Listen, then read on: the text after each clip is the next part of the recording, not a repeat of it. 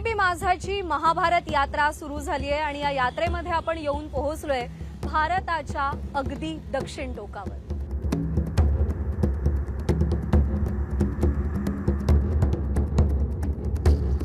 नमस्कार, मी प्रज्ञा पोवळे। एबीपीच्या महाभारत यात्रेमध्ये आपण येऊन पोहोचलोय भारताच्या दक्षिण टोकावरती। हे ठिकाण अत्यंत महत्त्वाचं ठिकाण आहे। नुकतंच राम मंदिराचं लोकार्पण झालंय, उद्घाटन झालंय आणि प्रभू रामचंद्रांच्या चरित्रामधलं हे अत्यंत महत्त्वाचं ठिकाण आहे। याच ठिकाणी प्रभू रामचंद्रांनी समुद्राला प्रसन्न करून घेण्यासाठी तपश्चर्या केली होती। समुद्र प्रसन्न होत नाही म्हटल्यावरती याच ठिकाणी प्रभू रामचंद्रांनी समुद्रावरती प्रत्यंचा ताणली होती आणि याच ठिकाणाहून प्रभू रामचंद्रांनी रामसेतू उभारायलाही सुरुवात केली होती। तोच रामसेतू जो प्रभू रामांच्या चरित्राची साक्ष देत युगानुयुग इकडे उभा आहे। आपण येऊन पोहोचलोय धनुष्कोडीमध्ये। या धनुष्कोडी गावाचा इतिहास, या धनुष्कोडी गावाची गोष्ट आणि इथली वैशिष्ट्य मी आज तुम्हाला सांगणार आहे। आपण सुरुवात करूया।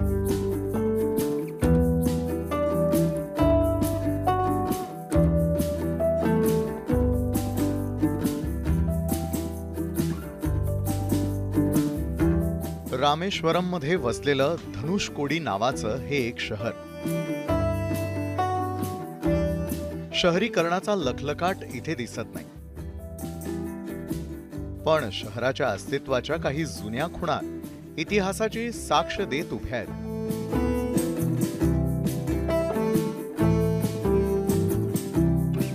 कधी काळी इथं चर्च होतं, पोस्ट ऑफिस होतं, रेल्वे स्टेशन होतं, पण एक संकट आलं आणि होत्याचं नव्हतं झालं। 1964 साली आलेल्या चक्रीवादळानं हे अख्खं शहर समुद्राच्या पोटात लुप्त झालं। समुद्रानं अवघं शहर गिळंकृत केलं। तिथल्या जनजीवनाच्या खुणा वाळूमय झाल्या।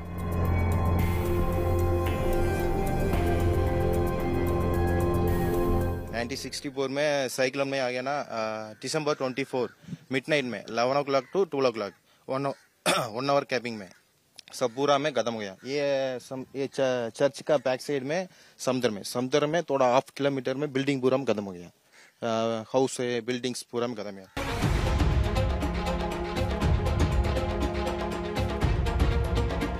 याच वेळी झालेल्या रेल्वे अपघातात 2000 लोक मारले गेले आणि तेव्हापासून हे गाव भूतानचं गाव म्हणून ओळखलं जाऊ लागलं।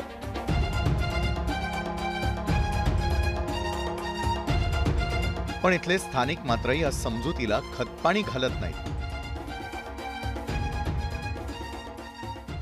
बहुत ऐसी अफवाहें भी है कि यहाँ पे भूत है और ये सब लोग मानते हैं। इधर में नहीं है, ओनली यूट्यूब में डूब वीडियो है।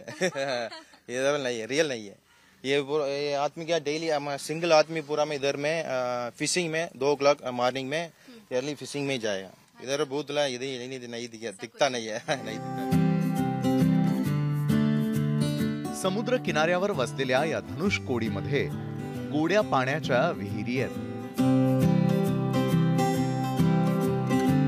आपण धनुष्कोडीमध्ये आहोत आणि इथलं एक वैशिष्ट्य सांगायचं म्हणजे धनुष्कोडीच्या दक्षिणेला अथांग असा हिंदी महासागर आहे आणि धनुष्कोडीच्या उत्तरेला बंगालचा उपसागर आहे आणि या दोनही समुद्रांमध्ये 1 किलोमीटरचंही अंतर नाहीये। पण धनुष्कोडीमध्ये जर तुम्ही खड्डा खणलात तर अवघ्या 3 फुटांवरती तुम्हाला पाणी लागतं, पण ते पाणी खारट नाहीये, ते पाणी गोड असतं। मी या विहिरीच्या काठावरती आता उभी आहे। ही विहिरी फार खोल नाहीये, पण या विहिरीतलं पाणी हे इतकं मधुर आहे की एका घोटामध्ये या उन्हातानात फिरत असताना जेव्हा एक घोट तुम्ही पाणी या विहिरीतले पिता, तुमची तहान भागून जाते। मुख्य धनुष्कोडीपासून काही अंतरावर आपल्याला रामसेतूसाठी वापरलेल्या पाण्यावर तरंगणारा दगड बघायला मिळतो। त्याला रामशिळा असं म्हणतात।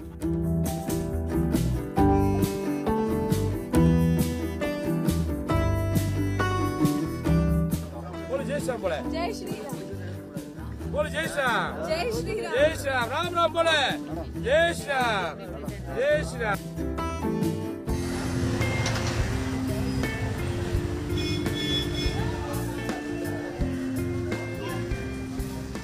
रामेश्वरमचा कौल जाणून घेता घेता आपण येऊन पोहोचलोय भारताचे missile man APJ Abdul Kalam यांच्या निवासस्थानी। तिथे भेट झाली अब्दुल कलाम यांचे नातू शेख सलीम आणि रामनाथपुरम लोकसभा मतदारसंघाचे माजी खासदार अनवर पाशा यांची. The leadership quality of our Prime Minister Narendra Modi and the continuous visit to the Tamil Nadu can be going to be changed the entire the political spectrum of this year, the parliamentary election. Maybe we will get few seats, so definitely we will get few seats, but the vote share will increase dramatically. So in the next election we will get it at least 20 seats. We win. I belongs to AIADMK. We contested more than 33 seats. Totally we contested 39 seats with our alliance, ADMK alliance. We overcome all the seats. We will win.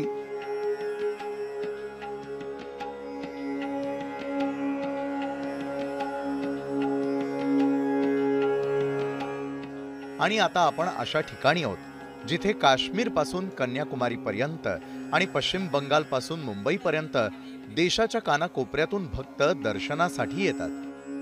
त्यांच्या मनात नेमकं काय आहे ते जाणून घेऊयात.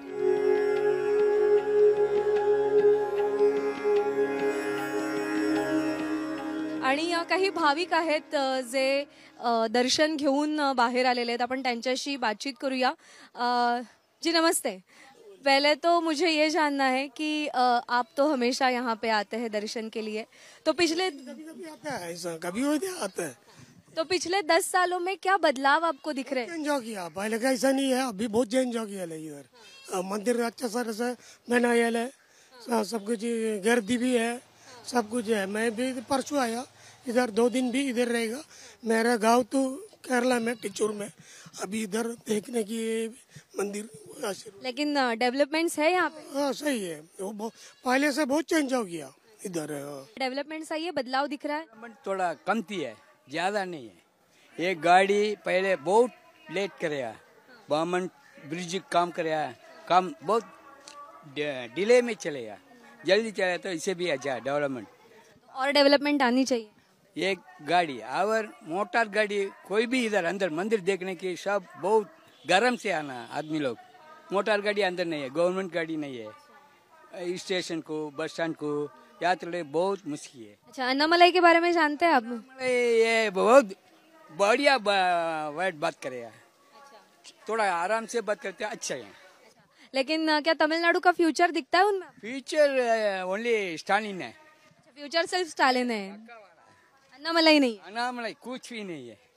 स्टालिन के सामने अन्नामलाई कुछ नहीं. भाई को ये मोदी जी दो प्रॉब्लम है यहाँ से तमिलनाडु में. अब अच्छा आदमी है, भगवान को दर्शन करके अच्छा है. ये Hindus like all people Hindus like, but is richest man is working there.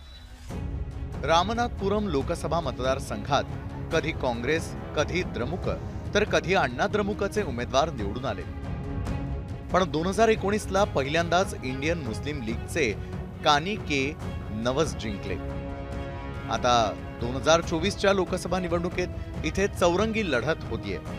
कानी के नवस हे विद्यमान खासदार पुन्हा इंडियन मुस्लिम लीग कडून मैदानात उतरले आहेत. त्यांच्या समोर आव्हान आहे ते तामिळनाडूचे माजी मुख्यमंत्री ओ पन्नीरसेल्वम यांचं.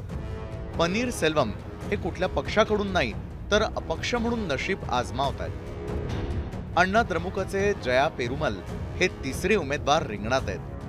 नाम तमिलार काटची अर्थात एनटीके पक्षाकडून चंद्रप्रभा निवडणुकीच्या रिंगणात आहेत.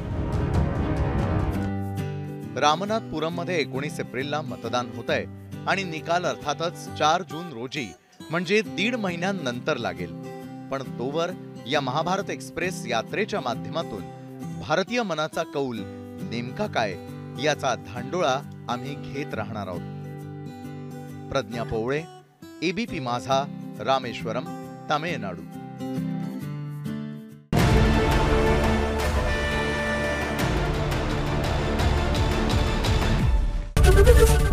एबीपी माझा, उघडा डोळे बघा नीट.